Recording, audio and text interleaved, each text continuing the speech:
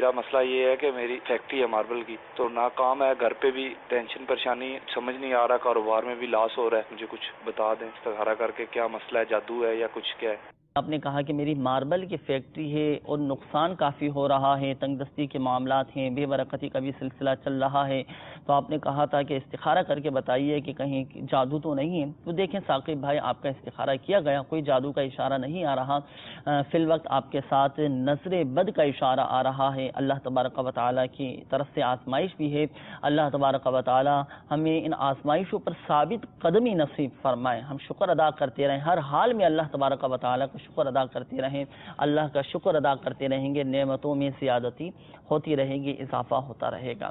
تو اللہ کی رحمت سے بہت جلد آپ کے یہ مسائل بھی حل ہو جائیں گے. روحانی علاج اس حوالے سے سماعت فرما لیجئے. جو شخص طلوع آفتاب کے وقت سورج کی طرف رخ کر کے بسم اللہ الرحمن الرحیم 300 بار اور درود شریف 300 بار پڑھے، اللہ تبارک و تعالیٰ اس کو ایسی جگہ سے رزق عطا فرمائے گا جہاں سے اس کا گمان بھی نہ ہوگا، اور روزانہ پڑھنے سے انشاءاللہ عز و جل تنگ دستی دور ہو جائے گی اور فراخی اور وسعت پیدا ہو جائے گی. تو جس وقت سورج طلوع ہو، طلوع آفتاب کے وقت آپ سورج کی طرف رخ کر کے 300 مرتبہ بسم اللہ الرحمن الرحیم پڑھ لیجئے اور 300 مرتبہ درود شریف پڑھ لیجئے. اللہ کی رحمت سے انشاءاللہ عز و جل ایسی جگہ سے رزق عطا ہوگا جہاں سے گمان بھی نہ ہوگا.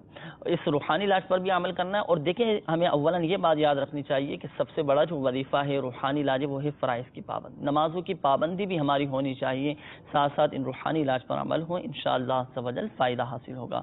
اور آپ 11 جمعرات دعوت اسلامی کے ہفتہ وار سنتوں پر اجتماع میں شرکت کر کے دعا کیجیے، انشاءاللہ عز و جل فائدہ حاصل ہوگا. اور اجتماع کے اختتام پر بھی تعویذات عطاریہ کے بستے لگتے ہیں. آپ اپنی فیکٹری کے لیے بھی لٹکانے کے لیے تعویذات عطاریہ حاصل کر سکتے ہیں. انشاءاللہ عز و جل برکت رہے گی.